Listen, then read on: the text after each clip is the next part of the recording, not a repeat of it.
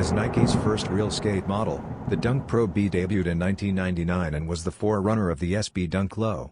Nike's debut into the skate market was greatly aided by its padded tongue and internal elastic straps, which served as a model for Nike SB launches 3 years later. Except for the Summit white mesh on the tongue and collar, the upper is all suede in the color pale ivory, as the name suggests. In homage to the pre-SB period, the SB typography is subdued in white, while the tongue and heel feature Nike branding in black on white. A white midsole and brown gum outsole complete the look underfoot, and thick laces offer more homage to the Pro B. Crucially, the Zoom Air insoles, which are identical to those found in all current SB Dunks, were not included with the Pro B. Skate stores should start releasing their pairs of the Nike SB Dunk Low Pro B Pale Ivory a few days before the official release date of May 31 via Nike S and KRS.